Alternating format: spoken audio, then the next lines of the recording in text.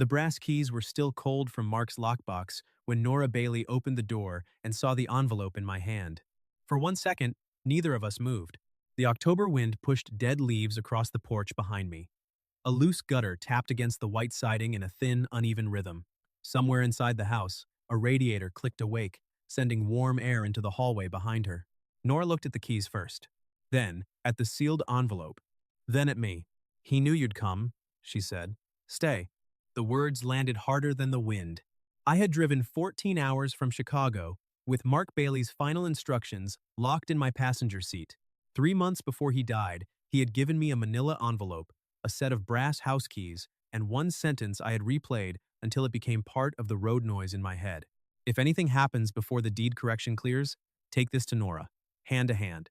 No mail. No lawyers first. You'll understand when you get there." I had not understood then. I understood the moment I stepped across the threshold and saw the stack of legal notices on her kitchen island. Nora moved aside to let me in. She wore a dark blouse under a tan cardigan, work trousers, and the kind of tired expression people wore when sleep had become another task they could not afford. Her hair was pinned messily at the back of her head. No performance. No dramatic widowhood staged for sympathy. Just a woman standing in the doorway of a house she was being forced to defend. I closed the door carefully behind me. "You received the notice," I said. She looked toward the kitchen. "This morning." A process server brought it to my firm. There was the first anchor. Nora was here because leaving the house meant helping Liam Bailey prove she was only a temporary occupant. She could not simply walk away. The home was not just a place where she and Mark had lived. It was the project they had spent 5 years restoring together, the base address for her architecture firm, and the last physical record of the life Mark had tried to secure for her before cancer took him. I set the envelope on the kitchen island beside the notice. The top page read, "Petition to contest, property transfer, and preserve Bailey family trust assets." Liam's name was everywhere. Mark's estranged brother. The man who had missed the funeral but arrived early for the estate. "He claims the deed was never officially transferred out of the Bailey family trust," Nora said. "He says Mark never completed the final filing before he died. Last. What does he want?" "The house sold. The proceeds returned to the family estate. My account's frozen until probate ends." She folded her hands against the edge of the island, and the paper beside her shifted from the pressure. "If I fight, he says he'll file an emergency vacate order and accuse me of damaging trust property through the renovation work." That was the second anchor. Liam did not need to win the full case immediately. He only needed to make the fight expensive enough to break her, freeze the accounts, cloud the title, threaten eviction, force a grieving widow to accept a settlement before she could prove what Mark had done. I opened Mark's envelope. Inside were 3 things: a secondary safe deposit key, a small encrypted drive, a handwritten ledger in Mark's square, precise writing, and one folded note with my name on the front. I did not open it yet, not because I was afraid, because if I read Mark's voice before I understood the threat, I might lose the discipline I needed. I took out my laptop instead. Nora watched me.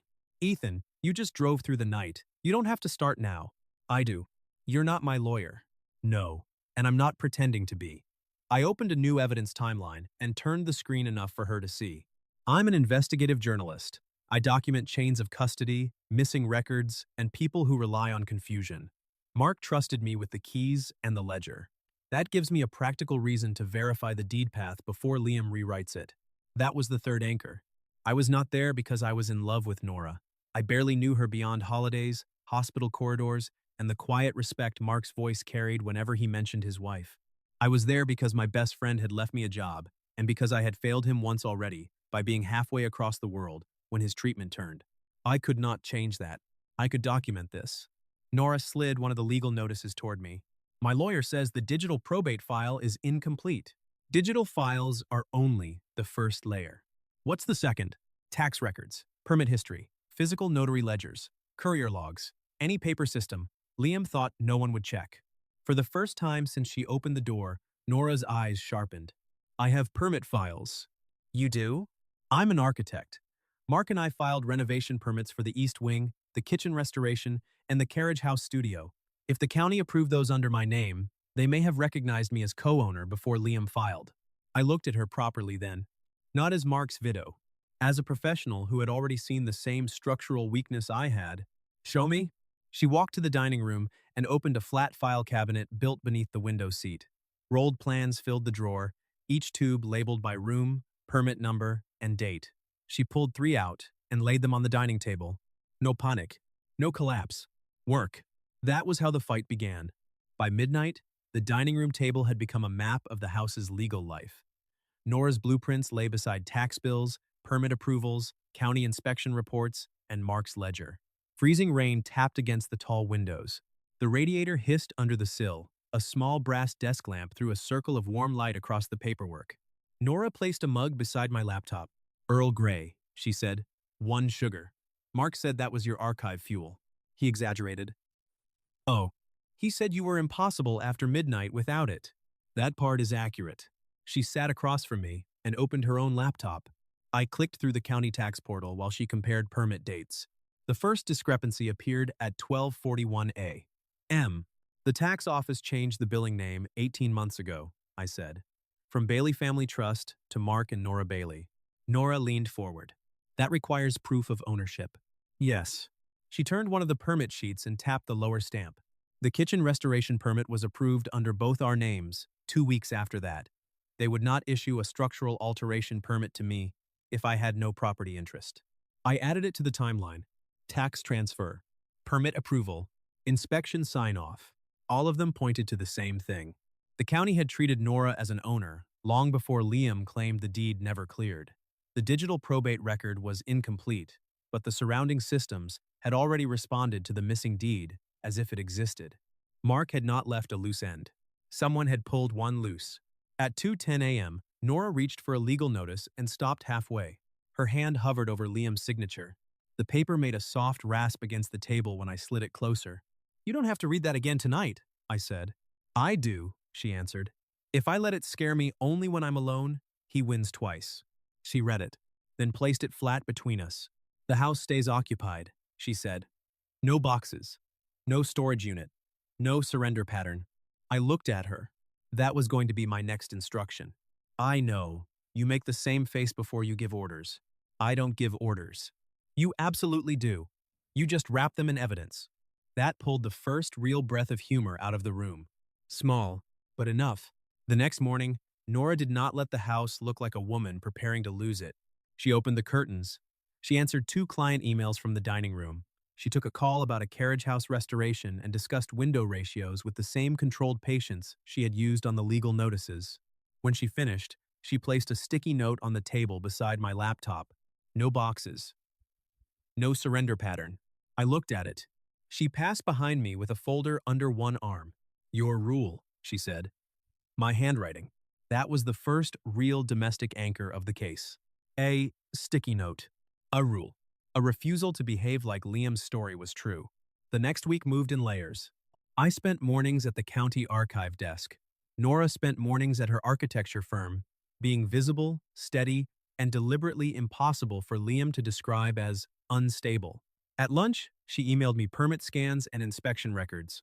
In the evenings, we worked at the dining table under the brass lamp. Claire Thomas, the county clerk, did not owe me illegal access. That mattered. She did something better. She told me exactly what was public, what required a formal records request, and what physical ledgers had never been digitized. I filed the requests. She scheduled supervised archive time. Every document I touched was logged, stamped, and handled at the reading desk under camera. "People think old paper is romantic," Claire told me on the 3rd day, sliding a cotton glove box across the counter. "It is mostly dust and accountability." My favorite combination. "You have strange favorites." Occupational hazard. She almost smiled. By the 5th day, the digital record had given us nothing but absence. No deed scan. No final probate upload. No courier confirmation. Liam's entire petition relied on those missing files. But the physical systems were less clean. A 2024 property tax adjustment showed Nora's name. A renovation inspection showed co-owner authorization. A zoning variance for her carriage house studio identified her as resident owner. Each document was useful. None was decisive. We needed the deed's last known custody point. The first real escalation came on the 12th. Nora was at her office when Liam sent a process server through the front lobby with a 30-day notice to vacate. The document claimed she was occupying trust property without clear title and that her ongoing renovations might reduce estate value before probate concluded. She called me from the firm's stairwell. I could hear traffic beyond the emergency door. They served it in front of my clients, she said. Her voice was controlled. Too controlled. What did you do? I took the packet, signed only receipt of service, told reception to log the time. Then I went to the stairwell, before I said anything I could not put in an affidavit. Good. I don't feel good. That can wait. Did anyone photograph it? One intern. I asked her to send the image to my office manager and delete her personal copy. Better. Pause. Then paper rustled over the phone. He wants me to pack. He wants me to pack. Yes. I'm not packing. No. I hate that you sound proud. I am documenting approval. She let out one breath. Not a laugh. Not yet. But the edge softened. That night, she came home carrying the vacate notice in a black portfolio. She placed it on the dining table, then went to the kitchen without speaking. I heard the kettle, the clink of 2 mugs, the radiator ticking. When she returned, she set my Earl Grey beside the laptop and her own mug beside the notice. Then she took out a pencil and drew a straight line down the center of a blank page. What are you doing? I asked. Architecture problems start with load paths, she said. Legal problems apparently do too. Left side, what Liam needs the court to believe. Right side, what physical systems already contradict him. I pushed the tax bill toward her. She placed it under the right column. The vacate notice went under the left. Then the permit approvals, the inspections, the zoning variants, the ledger entries. By midnight, the page had become a building section of Liam's lie, not legal theory. Structure. The first time Nora smiled that night, it was not because I comforted her. It was because the contradiction column grew longer than the threat column. That was better. On the 18th, Liam's lawyer called the house. I answered on speaker with Nora seated beside me and her attorney conferenced in from Boston. This is Ethan Scott, I said. I'm assisting Mrs. Bailey with the deed chain timeline. Her counsel is present. A thin silence followed. The lawyer recovered first. My client is willing to offer Mrs. Bailey a private settlement to avoid emotional hardship. Nora leaned toward the phone. My name is Nora Bailey, she said. You may say it directly. Another silence. Then the lawyer cleared his throat.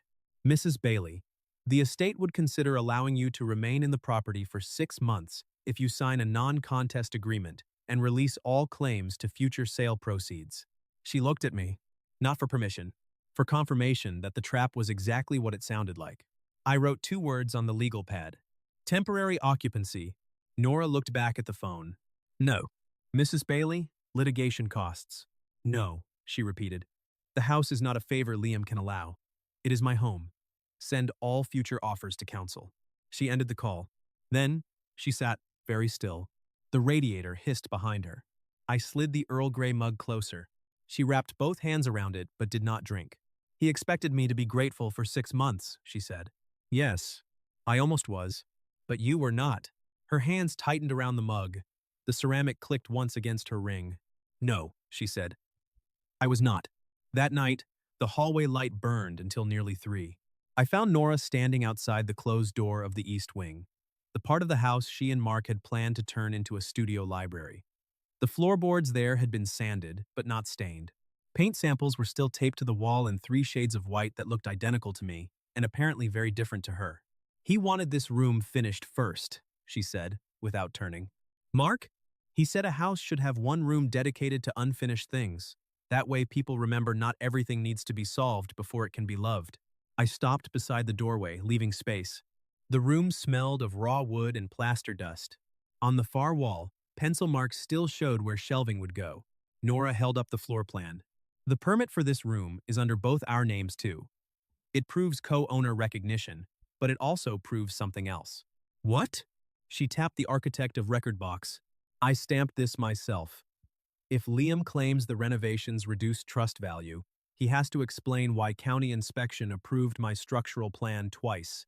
The grief in the hallway turned into work again. Not erased. Redirected. We spent the next hour pulling inspection photographs from her archive drive. Every image showed careful restoration, not damage. Reinforced beams, preserved trim, updated electrical, code-compliant joist repair.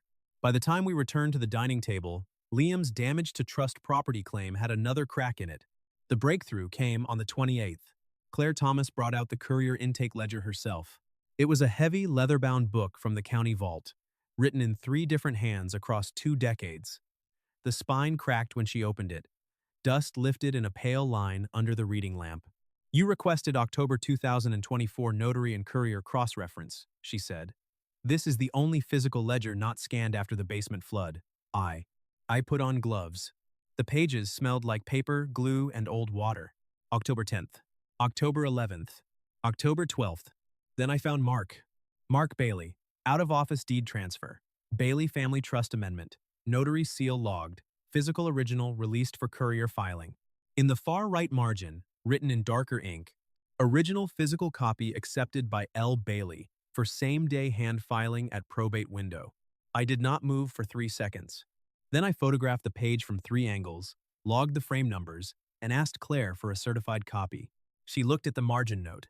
Her face changed. "Liam took the original?" "He took it and never filed it." Claire closed the ledger carefully. "I can certify the copy. You will also want the notary's house call journal." She still has one?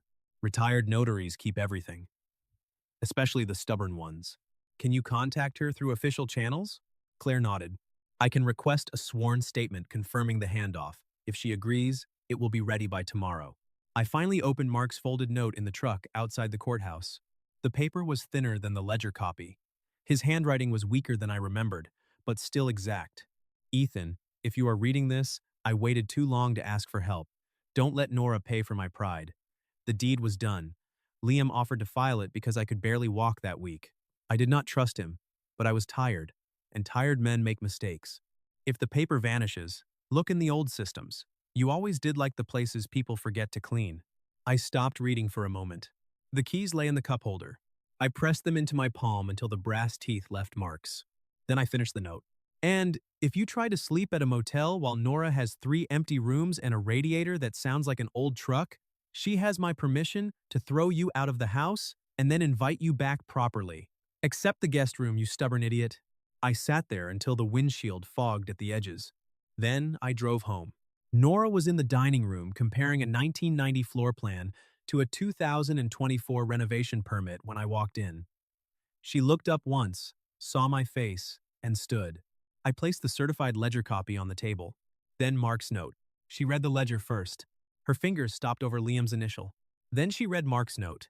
This time, she did not hold herself rigid. She sat slowly in the chair by the radiator, the note open in both hands. "He knew," she said. "Yes. He knew Liam might do this. He suspected. And he trusted you to find the place people forget to clean?" I nodded. The room blurred at the edges. Only for a second. Nora folded the note carefully and placed it beside the ledger copy. Then she pushed a chair out with her foot. "Sit down before you fall down." "I'm fine." "You are very bad at lying when Mark is involved." I sat. She went to the kitchen and returned with water, not tea. A practical choice. My hands were shaking too much for hot liquid. She set the glass down, then placed the ledger copy between us. "What is next?" "We get the notary affidavit. Your attorney files a motion to dissolve the vacate order pending title correction. At the probate hearing, Liam either withdraws his petition or explains why he took a deed and told the court it never existed." Nora touched the edge of Mark's note. "And we don't warn him?" "No." Her eyes lifted to mine. "Good." The notary's affidavit arrived the next afternoon. She remembered everything. Mark in a gray sweater. Nora's name on the deed. Liam taking the sealed envelope because Mark was too weak to stand in line at the courthouse. Liam saying he would handle family business. The notary even remembered telling him that same-day filing mattered. He had smiled and said, "I know." That smile became evidence. On the 15th, we walked into probate court with 3 certified packets. Nora wore a black blazer, clean white blouse, and no jewelry except her wedding ring. Her portfolio looked professional enough to make Liam's lawyer glance at it twice. I sat behind her, not beside her. Her attorney was on video from Boston, authorized to speak if needed. This was Nora's house. Nora's record. Nora's floor. Liam sat across the aisle in a navy suit, looking bored in the way arrogant men looked when they had never been seriously contradicted by paper. The judge reviewed Liam's motion first. His attorney spoke for 7 minutes about incomplete title records, trust preservation, property protection, and the supposed risk of ongoing renovations. Then Nora stood. "Your Honor," she said, "I have certified county records showing the deed transfer was completed, recognized by tax and permit systems, and then intercepted before probate scanning." No emotion. No pleading. She handed the packet to the clerk. Exhibit A is the Certified County Courier Ledger from October 2024. Exhibit B is the sworn affidavit from the notary who witnessed the deed transfer. Exhibit C includes tax records, renovation permits, and inspection approvals, recognizing me as co-owner before Mr. Bailey filed this petition. The judge read silently. The courtroom air changed. Paper moved from hand to hand. Liam whispered to his attorney. His attorney did not whisper back. The judge looked over his glasses. "Mr. Bailey, did you accept the original deed packet from the notary for filing?" Liam's mouth opened, then closed. His lawyer stood. "Your Honor, my client requests a brief recess." "Denied for the moment," the judge said. This court issued emergency relief based on the representation that no completed transfer record existed. I am now looking at a certified ledger indicating the original packet was released to your client. The room went quiet enough to hear the old clock above the door. Nora remained standing. Her hands were steady at her sides. The judge turned back to the documents. The emergency vacate order is dissolved pending title correction. The liquidation motion is denied without prejudice to any properly supported future filing, though I strongly advise counsel to consider whether such a filing would be appropriate given these exhibits. The court will refer the suspected document interference to the proper review authorities. The title office is ordered to begin replacement deed review based on the certified record. The gavel came down once. Not dramatic. Final enough. Outside the courtroom, Liam did not look at Nora. His attorney led him down the hallway fast, already speaking in a low, urgent voice. Nora stood near the courthouse window with the court order in her hands. Sunlight fell across the paper. For weeks, every document had threatened to erase her. This one gave the house back. Claire Thomas called before we reached the truck. "The title office received the order," she said. "Replacement deed review begins this afternoon. I will personally make sure the certified ledger copy is attached to the file." 2. "Legally?" I asked. Claire snorted. "Painfully legally." Nora heard it and smiled. "Thank you, Claire," she said. "You kept better permit records than half the developers in this county," Claire answered. "That helped more than you know." After the call ended, Nora stood beside my truck without opening the door. "What happens to Liam?" "His lawyer will probably withdraw the liquidation push. The referral will take time, but his leverage is gone." "And the house?" "Yours. The replacement deed will clean the title. Your firm stays here. Your accounts stay open. No storage unit. No vacate order." She nodded. Then she looked at the keys in my hand. "You were going to leave tonight." I looked down. The brass had warmed from my palm. "My part is finished." "No," she said. "Your investigation is finished." That distinction held me in place. I did not answer quickly. A car passed behind us. Somewhere near the courthouse steps, a lawyer laughed into a phone. The world had returned to ordinary sounds, too fast. "I have a story due in Chicago," I said. 2 weeks of interviews. Maybe 3. Then go to Chicago. I looked at her. Nora held out her hand. Not for my hand. For the keys. I placed them in her palm. She removed one small brass house key from the ring and pressed it back into my hand. "Keep the guest room through the deed correction," she said. "After Chicago, bring your laptop back to the dining table. No case files at dinner unless I ask." The key sat between my fingers. A practical offer. A door, not a chain. "You don't need an investigator anymore," I said. "I know." She looked toward the courthouse, then back at me. "I'm asking Ethan."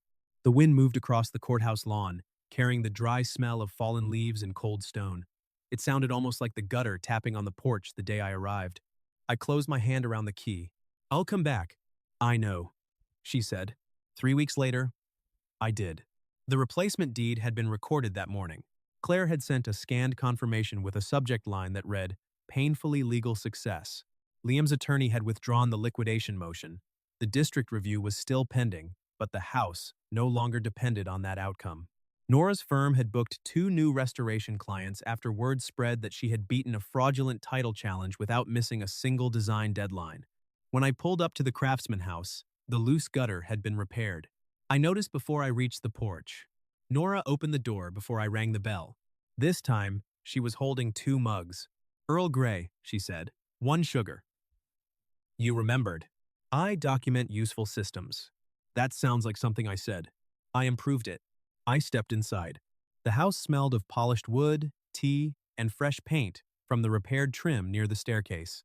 The dining table was clear except for a power strip, a folded newspaper, and 1 empty space where my laptop used to sit. Nora handed me the mug. No legal notices, she said. No court packets? No. No, Liam? Not unless you count the certified letter from his attorney promising no contact pending review. Excellent decor. She smiled. Then she placed the recorded deed on the table. Not between us. Beside the newspaper. Settled. The threat is over. She said. Yes. Mark's wish is fulfilled. I looked toward the framed photo of Mark on the sideboard. He was laughing in the picture, head tilted back, one hand raised as if arguing with someone about baseball or bad coffee. Yes, I said. Nora set her mug down. Then what happens next is not about owing him. The room went very still. The radiator clicked once beneath the window. She picked up the house key from the table and placed it beside my mug. You can keep the guest room while you're here, she said. You can go back to Chicago when work calls. You can say no, and nothing about this house changes. Her voice held steady, but I would like you to stay for dinner tonight. No investigation, no debt, just Ethan.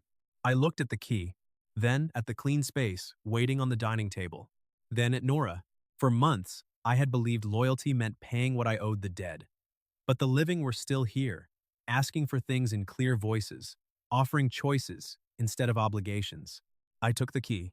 Dinner tonight, I said, and the laptop goes in the empty space after dessert. After dessert? You set a no case files rule. I did. I respect house rules. Her smile reached her eyes. Outside, the repaired gutter stayed silent in the wind. Inside, Nora turned toward the kitchen, and I followed her into the warm light of a house that no longer felt like Mark's unfinished wish. It felt like a place someone had chosen to let me enter. After dinner, we carried the dishes to the sink together. The meal had been simple: roasted vegetables, bread from the bakery on Maple Street, and soup. Nora admitted came from a container, but entered the pot with dignity. I dried the plates while she stacked them into the cabinet. Mark had installed slightly crooked on purpose because, according to Nora, perfect cabinets make old houses nervous. When the kitchen was clean, she switched off the overhead light and left only the small lamp above the stove. The house settled around us. Wood cooling, radiator ticking, wind brushing the porch.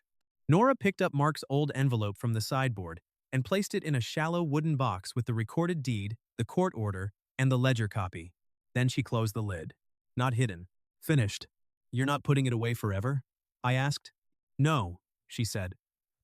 Just away from the dinner table. That was the first time the house felt like it had exhaled. I followed her back to the dining room, where the power strip waited beside the empty chair. My laptop bag sat near the door, still zipped. The old instinct told me to open it, check messages, make sure no one had filed a late motion or challenged the title correction. Nora saw my hand move toward the strap. No case files, she said. I stopped. House rule. For tonight. For tonight, she agreed.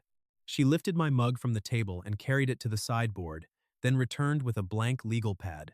At the top, in her clean architectural handwriting, she wrote, "Things that are not emergencies." I stared at it. That is a very aggressive blank page. It's a starter list. For what? For you, she said. And for me. Mostly, for you. She wrote the first item, dinner. Then the second, a repaired gutter. Then the third, the guest room being used by an actual guest. I leaned back in the chair. You run a strict household. I learned from the man who wraps orders in evidence. That was one time. It was every time. She handed me the pencil. Your turn. I looked at the page for a long moment. Then I wrote, Earl Grey, with 1 sugar. Nora read it and nodded with exaggerated seriousness. Acceptable. I added, Mark's photo staying in the room without turning every conversation into grief. Her expression changed. Not collapsing, softening. She took the pencil back and wrote, the house belonging to the living too. The words sat between us under the brass lamp. Not a confession. A floorboard. Something solid enough to step on. I looked toward Mark's framed photo.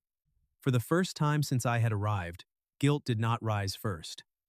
The old ache was there, but it no longer controlled the room. Nora followed my gaze. He would have liked this, she said. The list? You being annoyed by it. That does sound like Mark. He liked watching stubborn people get outmaneuvered. He married you. She looked back at me. A smile moved across her face slowly. Yes, she said. He did. The night did not become grand. That was what made it matter. No dramatic promise. No sudden declaration that erased grief, work, distance, or the life I still had in Chicago. Just the dining room table, the repaired house, the deed in its wooden box, and the guest room waiting upstairs because someone had chosen to leave space without turning it into a demand. Later, when I finally carried my bag up the stairs, I found the guest room door open. The room was simple: fresh sheets, a folded blanket at the foot of the bed, a small desk beneath the window. On it sat another sticky note. No case files before breakfast. Below it, in smaller letters, coffee is negotiable, tea is not. I stood there holding the note longer than necessary. Downstairs, Nora moved through the kitchen, switching off lamps one by one.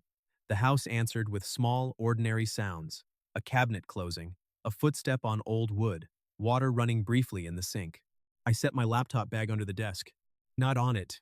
Then I placed the house key beside the lamp.